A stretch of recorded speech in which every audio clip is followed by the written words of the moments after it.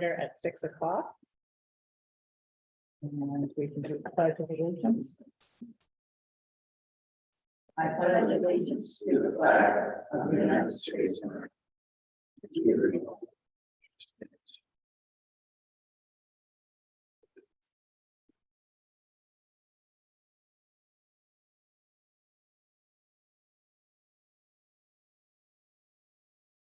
The district mission statement. The mission of the Exeter West Greenwich Regional School District is to empower students to dream, reach, and succeed.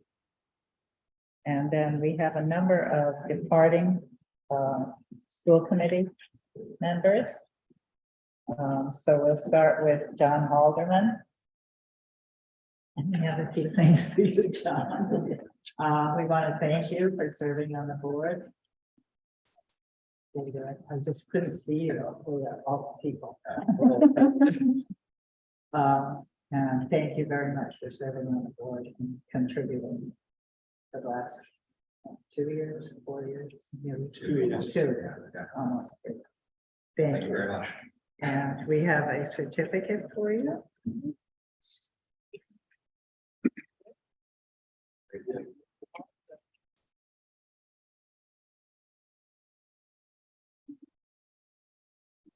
Thank you very much. It's been a pleasure serving with you and all.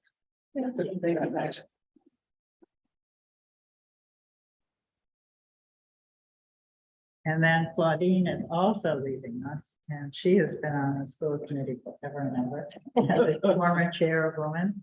So we have, first of all, your flag so that we can have that. Flag with her name, and because she was our chairwoman for how many years? 7 or 8, somewhere in there. And we also have a flag for you, and you're going to be missed. You will. And you also get a non-edible apple. Thank you. Thank you. Thank you. Thank you. Thank you. When we thought it would be awkward for Diane to recognize herself. So Diane Bampton Allen, who is our current chair, is also leaving us to move to the town council, Exeter. And so Diane, we have, surprise, your certificate, your nameplate, and a non-edible apple for you as well. You've been on the school committee for 8 years. 8 years. So that's a lot of history between the three of you that are leaving at the same time. I don't think Thank you we've so ever had much. so many people leave at once. Not that I can remember. It's been a long time, especially long serving. Mhm. 12 years. And PTA.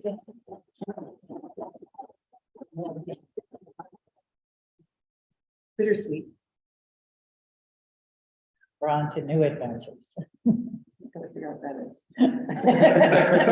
Unfortunately, I already. You already know what what that is. Yeah. Okay, Can I say a few words? yes. I just want to say a few words to our administrators. I thoroughly enjoyed working with all of you. I think Tish was here, but Jim wasn't one of our hires on my original committee. Marie was our curriculum director, was a hire, and that was Sarah, that's our special ed director. So we had some great hires under my time, and I enjoyed serving the community and all of our kids. And it's just, I had the passion to be on the committee, and time to start a new venture, but I enjoyed it, and I enjoyed working with all of you, and I wish all of you good luck, much success. Always have the kids in mind when you're voting. As long as you follow your example, we will. I think when I got here, your children were in elementary and middle school, right? Yes, Devin was in middle school and 7th grade. yep. Francesca was at Metcalf. And now they are adults, Yeah. graduates. College. I mean, that's a long time. Yeah, And I was thinking about all of the things that we've done in that period of time, and, you know, always you were there, involved in everything. And so it's been, you know, you're like a constant that's been there since I arrived. And so it's difficult to see people with that much history go. And I've really appreciated all of your support and all of your contributions. Same with Diane. 8 years is a long time as well. And I know we'll see you in a different seat now, but hopefully that you'll always remember your time here, and you have that perspective that you can share at the town level now. So that's important. And John, thanks for stepping in at the last minute. Not by the history that they used to have. No, but it's important, you know, and you served a really important purpose, and we do appreciate that. It's a big change. A lot of turnover at once is a big change.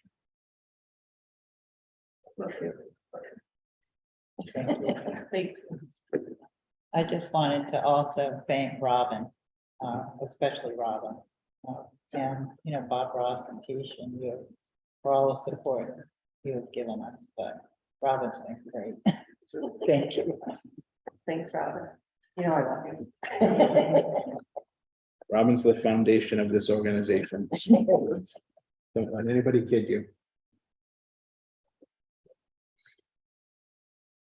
Okay, open forum, a 3-minute time limit per individual, 15-minute maximum time allowed for open forum. Comments are to be addressed to the chairperson of the school committee, who may find or terminate a discussion. No comment should address personnel, litigation, or negotiations as restricted by open meetings regulations. The school committee cannot take action or vote on topics introduced that are not reflected on the agenda. Do we have anyone who would like to speak in open forum? Okay, consent agenda. Okay, under consent, we have the approval of the regular meeting minutes from November 8th. We have an athletic appointment that is for to replace a resignation. We also have a teacher assistant appointment at Wawaloon. This is the result of a resignation of one of our new TAs that decided not to stay. And that was approved at one of the prior school committee meetings. We also have the last expected retirement. We have 3 individuals leaving central office in non-certified positions at the end of December. We've known that was coming for quite some time now, and we've already started to map out the plans for transitioning. We've already posted internally some of the positions, so we're moving towards taking care of that transition, but it's a big loss for us. We have a certified resignation. That resignation letter is in your packet, so you can look at that. And we also have our monthly bills and one returning family that submitted a little late, but did submit their application for homeschooling for the current school year. I'd like to pull the minutes of the last meeting because I wasn't there. Yeah. I wasn't there either. Oh, okay. Good. Okay, I'll make a motion to approve the consent agenda with the exception of the November 8th regular meeting minutes. Second. All those in favor?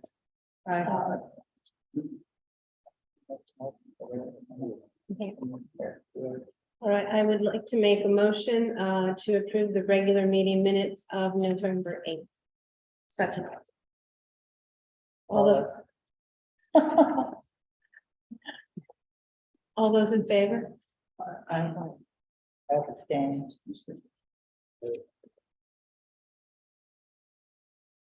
Three. Oh, Mike wasn't here either. oh, okay. 3 abstentions. Okay, correspondence. None. None. Monthly subcommittee report. Actually, Nope, no updates. Didn't have any. Building committee. Is there anything on that? Bruce? Okay. I was gonna do that in the capital project, but I'll just do it in the building committee. On 11/17, the building committee met. There was recognition that with the weather turning, that the Metcalf group was not going to be able to start as scheduled this week. It was supposed to start, but there was like steadily every morning frost out there, and it, you know, the concern of the adhesive working with the shingles overrode the desire to trudge on. So it's going to be pushed to March. They'll be starting in March.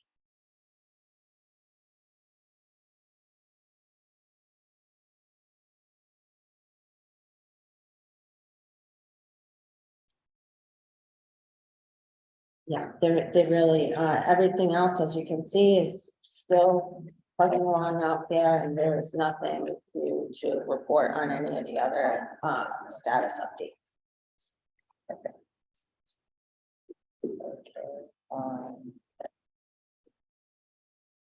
Technology committee, Or schedule the whole meeting on December 3rd. new business, state assessment 21-22 result.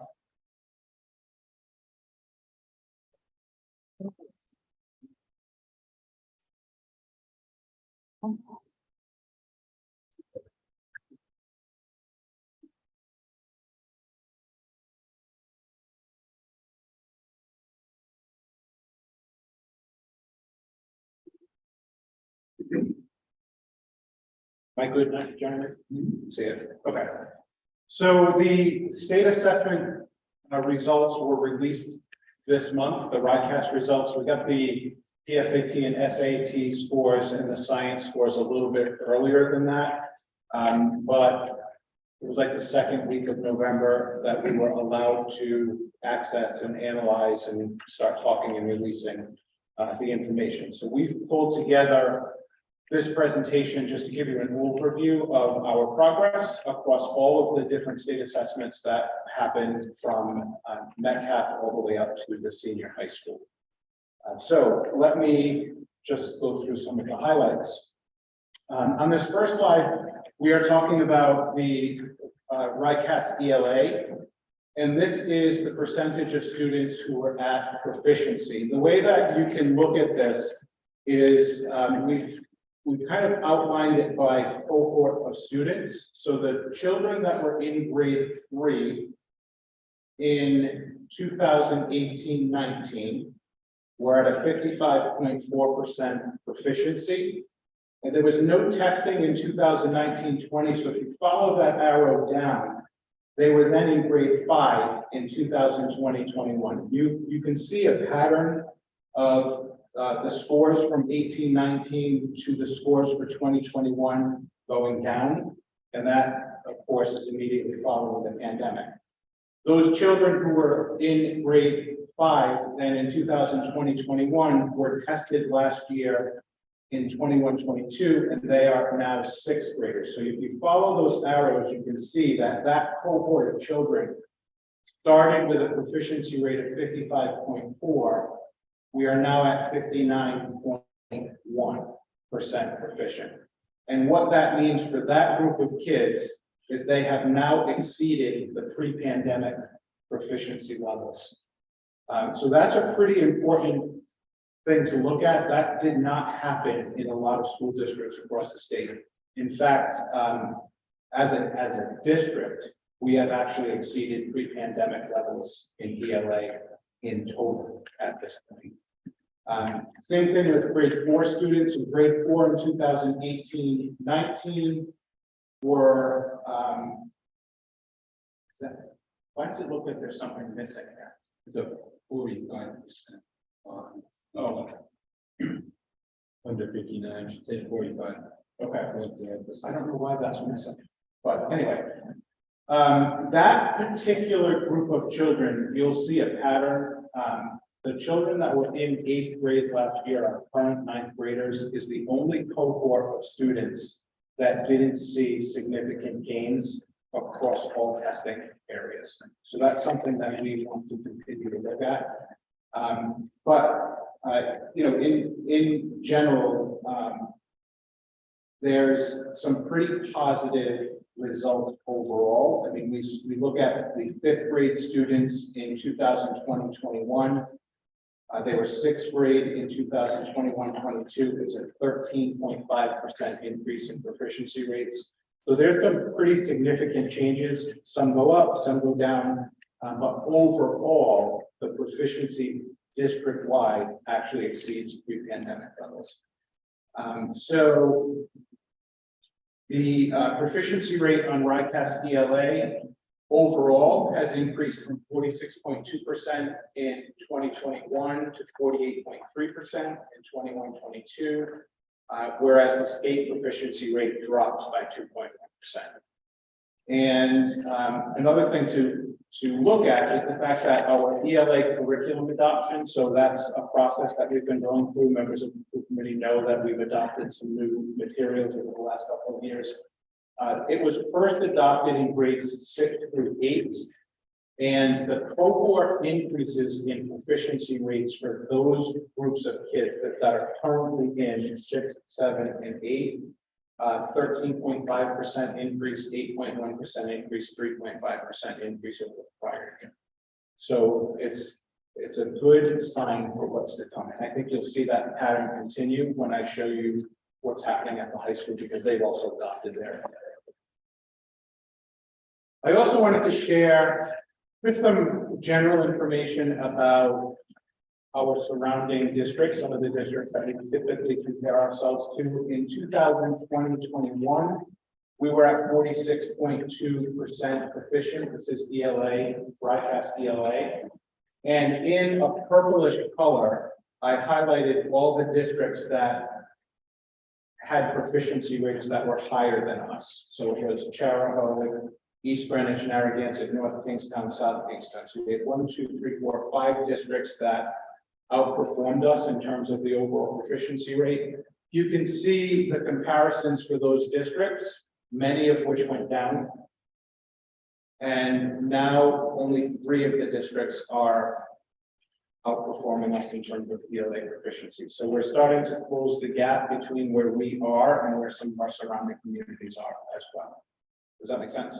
What were the 3? East Greenwich, North Kingstown, what was the 3rd? Narragansett. Narragansett. So those. Yep. Yeah, we moved ahead of Charahoe and South Kingstown. Okay. The other thing that we have to look at is subgroup performance. And subgroup performance is important because this is part of the accountability ratings that we get as a district each year. The subgroups that we have enough of an N size in are the economically disadvantaged, so the children that receive free and reduced lunch. Also special education, and then our white and non-white population. So in many districts, they break it down by Asian, Black, and so forth, but we don't have N sizes that really allow us to look at all of those, distinctions. So what I did is I put all of the children who fell into one of those subgroups together, just so that we could at least see if we are closing gaps.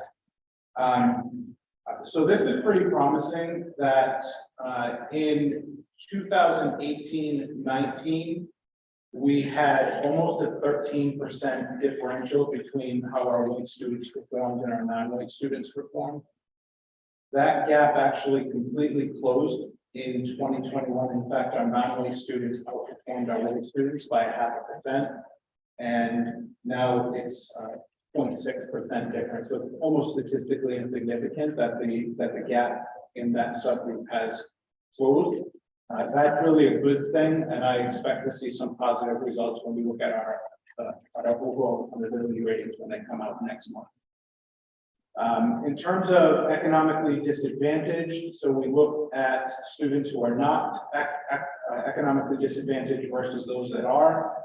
That gap has remained fairly consistent over the 3 years. And special education is an area that is a struggle across the state. We have made some gains, but the end sizes are so small that even one change can change the overall percentage by a significant amount.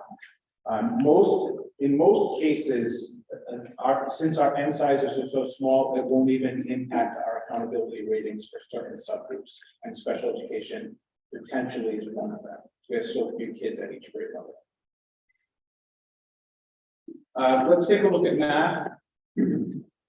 I broke this out the same way. So if we take the top group of kids, 46.3% in grade 3 in 2018-19, that dropped to 38.9% of the same cohort of children in 2020-21. And then those children are now in grade 6, and they jumped from 38.9% proficient to 54.1% proficient.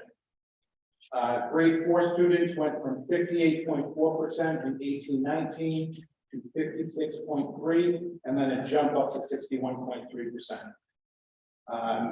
And then you can see that cohort of children who were in 8th grade last year. Remember I said that's a pattern that we're going to see across the different tests. That cohort of children is the only cohort across the district where we saw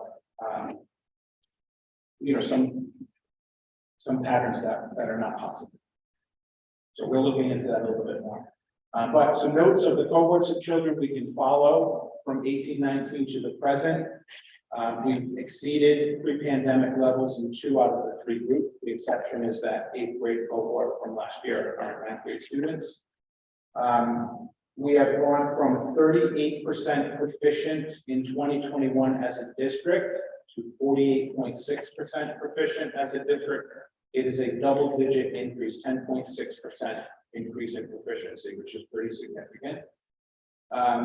The statewide, the proficiency rate rose by 6.8%. So we saw an improvement across the state as an average in mathematics, but their starting point was at 26.9.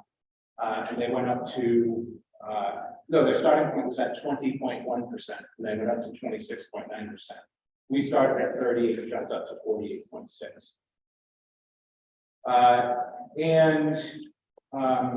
If we look at just prior year for the elementary cohorts, so from 2021 to 21-22, we went from 32.5% to 45.6% proficient for that cohort of kids, 26.9 to 53% proficient for that cohort, 38.9 to 54.1 for that cohort of kids. So at the elementary level, our prior year comparison is a significant improvement for every group of kids that is at the elementary level. And we remember that math was a priority area for the use of our ESSER funds. We hired Ann Barber. Some of you know her as an additional math specialist. She's providing intervention and support at the elementary school. It's made a world of difference. And we expect that we will continue to see this level of improvement across future years. So super positive in that respect. I did the same comparisons for our districts. You'll see that for this end of the state, there were double-digit improvements pretty much across the board on this end of the state. So we, as a group, we're all working towards new curriculum and addressing some of the gaps with the use of ESSER funds on this end of the state. So we have all demonstrated pretty significant improvements. The state average is still 6.8%. So the implication then is that if we have all these districts that have performed that much higher than the state, that there are other districts that have shown a much lower increase, and in some cases a decrease. So just for comparison purposes. I did the same comparison for our subgroups. The white versus non-white, if we look at where we were in 1819 and where we are now, it is not a difference. There's about a 9.3% differential in proficiency rates. Economically disadvantaged, it's very similar as well, again, because the N sizes are so small, and special education. Although we have more kids that are meeting the expectation, the gap has actually widened a little bit. Here's just the one slide on the science assessment. This is given every year in grade 5, 8, and 10. And this is a district-wide summary, so all kids in all of those grades put together. We were 42% proficiency in 2021. We're at 46.4% proficient in 21-22. That's an increase of 4.4%. And if we look at all of the communities that we typically compare ourselves to, we have the greatest increase in proficiency district-wide. Lots of the districts went down. Some of them went up, but we went up a little bit more. So the gap is closing in that respect as well. Here's the subgroup performance for science. Again, N sizes are very small. We are now only looking at 3 grade levels. So 1 or 2 kids difference makes a huge difference in terms of the percent. I at least thought that I would share that. And you have access to all of these charts as well. Then we're looking at PSAT and SAT. So comparing 2021 to 21-22, our PSAT scores for ELA went up 1.6%. The state went down 0.4%. Obviously, PSAT and SAT is only a high school test. PSAT math, they go down by 1 percentage point. The state went down 2.3 percentage points.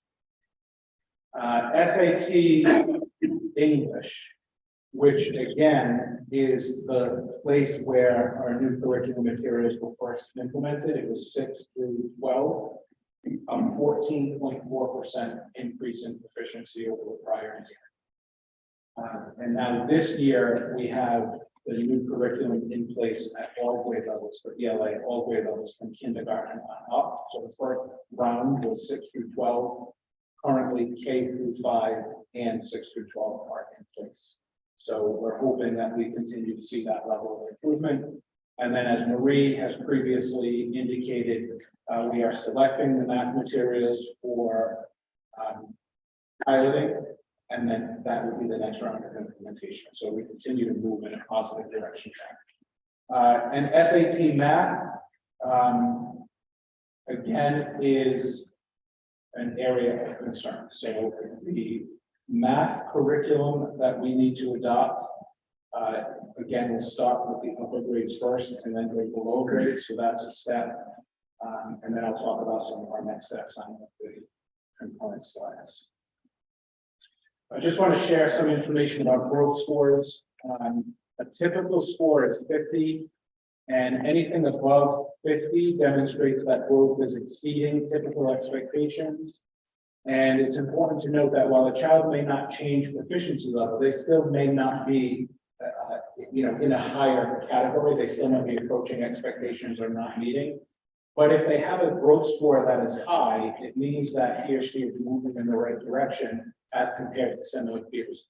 The way that this works is that the state kind of puts in a bucket all children who performed at similar levels of proficiency in prior year. And then they look at the results in the current year just for that bucket of students. And the growth score is how much did your score change compared to the rest of your peers across the state that scored similarly to you in the previous year. So it's like comparing apples to apples, okay? So this just kind of summarizes everything. Yellow means that no growth scores were calculated. The state average would be a 50, because that's right solid average. At Metcalf, we had an average growth score of 47 in ELA in 2021, and that jumped to 57 in 21-22. At the junior high school, there was a growth score of 59 in 2021, and that jumped up to 62 in 21-22. So those are all very positive signs. It means that on average, our kids are growing compared to similar peers the year before at rates that are higher than the average. And I did the same thing for math. For RICAS, the state average again 50. The growth score at Metcalf was 55 in 2021. That jumped to 58 in 21-22. And at the junior high, it jumped from 44 to 54. And you recall that that 8th grade cohort of kids was a concern, but the 7th grade cohort of kids grew at astonishing rates. So it's really an interesting dynamic. We haven't gotten to the bottom of maybe why that's happening, but it is a pattern that we identified in looking at the data. And then for SAT, 51 growth score in 18-19, because that's the last time it was calculated. There were no growth scores calculated in 1920 or 2021. And then a 58 growth score in 21-22. And the math has hovered around the average with a small decrease at 51 to 48. So in terms of our next steps, you are aware that we are in the process of completing the science of reading training for the district schedule. That will be completed in the 2023 calendar year. In fact, the last training date is on the first days of school for the next school year, and then all our teachers will be fully trained. Year 1 implementation of high quality curriculum materials in literacy grades K through 5 is happening right now, as I previously noted. The math selection is happening in 22-23, and then there will be a pilot in 23-24 for K to 5 and implementation in 6 through 12. In 23-24, I mean, will be the pilot, and the same thing next school year, it will be the implementation of 6 to 12, which is where the data says the greatest need is. So again, we're kind of moving in that direction. We have continued with the Metcalf math supports, which have been so beneficial, using our ESSER funds, and that was in fact expanded to the junior high school in the current year. We added some supports there that will continue into next school year as well. And we started to work with our principals, who are also working with their staff on really getting into the school-based analysis of grade level and teacher level data and item analyses to determine if there are particular content topics that were an area of need. How does that compare to the curriculum when it's taught during the school year? So if there are topics, for example, that are on the test, but they're not taught in the school year until after the test is given, then do we need to reorganize the way that we're instructing? So that's the kind of analysis that's happening at each school. And then their action plans by legislation must be included in their school improvement plans. And those have to follow the district template, which I've shared with you previously. So, so they're working on plugging that information in. We put this together pretty quickly because the results just came out this month, and we have not gone to the level of teacher and item analysis fully, but that is something that's being worked on at each school. I think overall, there are a lot of areas where we had some significant growth. And in many cases, we're actually performing higher than we were pre-pandemic, which not many places can say. So we have lots to be proud of, and so obviously some areas that we need to focus on, and there's some room for work as well. So hopefully that was helpful. That's my opinion. Thank you. Question. Yes. So Jim, I was looking at also at the RICAS, the computer science major that I am, and I looked at pre-pandemic ELA Metcalf. And that would have been 2018, 2019, which is not representation. But to give some, it's difficult to line up the years, but that would have been the year in which the kids at Metcalf took their exams for RICAS in April of 2019. Yeah, it's not in the presentations they got the year prior to. So to give you a better idea of what I'm talking about in terms of time frame, we would have gotten the results published to us in November of 2019, and they will have left in the subsequent spring of 2020. And they COVID hit, that's when they ran the schools down. It was at 53.8%. It's not on here. Not on here, right? I don't know if you're looking at it, but it's not on here. It's the year prior. So if you went back 3 years and not 2, you would see that we were at 53.8% proficiency. Either they met or exceeded proficiency for ELA. Subsequent to that, now these are the aggregate numbers for the entire school. This isn't broken down by grade. So 53.8 for the overall score for Metcalf in 18-19. Then 46.2, which is where you pick up. And then 48.3, which I believe is current. So I don't know if we go back to 18-19, whether we've exceeded pre-COVID overall average for the school, the Metcalf school for ELA. And I was also hoping to see on these numbers, the overall numbers, mind you, not the cohorts, because we seem to focus on 5 and 6 when you're going from 5 to 6, and I can understand that, right? We want to make sure where they are when they go to the next school. But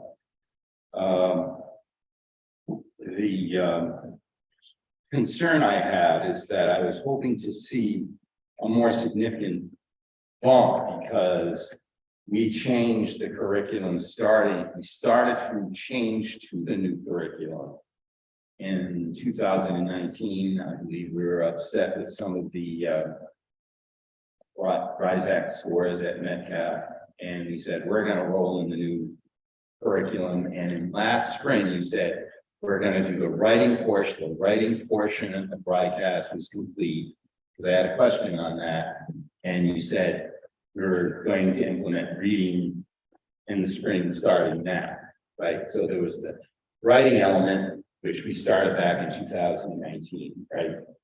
Correct me if I'm wrong. And now in the spring of 2022, we're now rolling out the reading element. Is that not correct? Do I understand that correctly? So the reading element is right now, it was rolled out this year. Right, that's what I'm saying. So you agree with what I have said. So we did the writing element prior to that. It took several years. Then in the spring of 2022, they declared, they came to us, you know, the staff came to us, said, we're now going to roll out the reading element. Yeah. So as much as overall against the state, right, you know, we're better. There's no question, right? I mean, demographically, we're certainly different. English is our primary language. But I was hoping to see a more significant jump.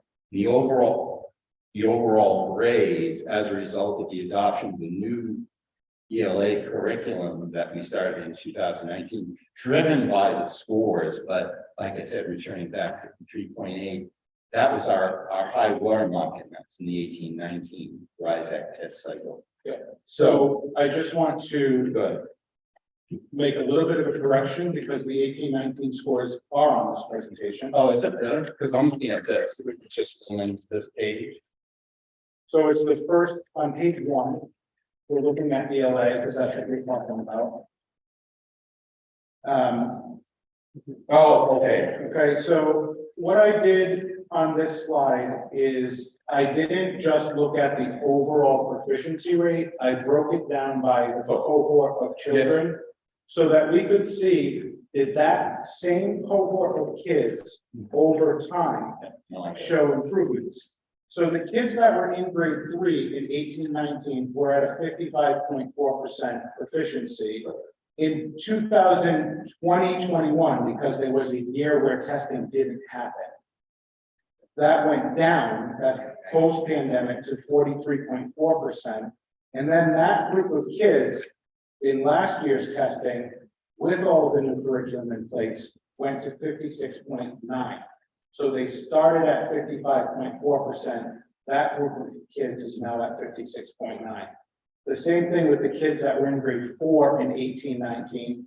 Again, there was a decline from 55.8% to 51.0% in 2021. And then the change from last year, from the prior year to the tests that were taken last year, they went up to 59.1%. So at Metcalf, when you look at those cohorts of kids that were in the school in 18-19, and you just follow their overall increase, you can see pretty significant improvements. And Okay. those cohorts are now I- scoring higher than. I understand your declaration to say, if you trace that cohort as they reach the end of their last grade in Metcalf, you can see what I claim, I believe is absent overall. So I understand what you're saying. I may not necessarily agree with it entirely, but I do agree with it. I don't think I've said anything that I heard from you disagree with, and I don't think there's anything I heard from you that I disagree with. I'm just stating that the numbers are a little different. The other thing I looked at was the charter schools, right? So that was missing there. I didn't put charter. I right, I can't do it. They were kind enough to let me actually come into their charter school and actually look in one of their classrooms. It was great. I enjoyed it very much. But that was a while ago. And to their credit, they're doing much better. They're at like 70% or higher. So I'm searching for. So ELA, their numbers are 71, 71, 67.8. But the last one to whatever you want to say was there. So it's just slightly higher in the last testing cycle for the charter school by URI. So it was, prior to the last test cycle, the last one, which was in April of 2022. Prior to that, they were doing very well, 71, 71, 67. But then they took a dip in the last testing cycle of 50. Who knows what that explanation might be? I would not even try to get into that. I decided to make sure that the charter schools were mentioned. And the math at the high school, like I think you've mentioned, is pretty bad, but on the flip side, the ELA is pretty good. It's pretty good. It compares with East Greenwich and Barron. It's very good. I don't understand why two disciplines would be so far distant from each other. I mean, virtually 60% of the kids can't test at math level state, but on the other side, the ELA is over 70%, which rivals any high school in the state. So I don't think I said anything that I heard from you that you disagreed with. And I didn't hear anything you said that I disagreed with. If I understood it correctly, then I agree with what you said. I don't have any of the charter school numbers in front of me to look at. I chose it. No, I think the only thing that we probably are saying the same thing if we actually sat down and looked at the numbers together.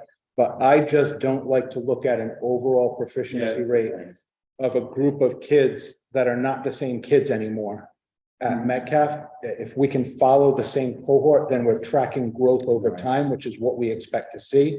So to us, that means a lot more. When we see declines, that is a concern. And we are, I've been pretty transparent. We have a cohort of kids that pattern exists across tests, which is a concern, something that we're looking at. The Rhode Island Department that does not allow us to does not provide the public breakdown by cohort. No, it took us a lot of work to get. Right. We had to really do a lot of organization, but that's why I present to you so that you can see it. All right. Thank you. Capital project, I think You already went over that.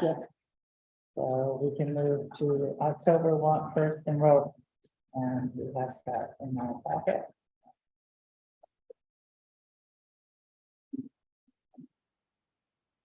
Yes. So that, this is final. This has been signed off by both of our towns. Good. So this is what we'll be working on. Mhm. So, it doesn't look like it changed much, and it looks nice that you've got the CTE students in here, it's not part of the whatsoever.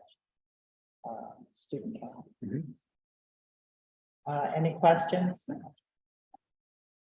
On the student population by town?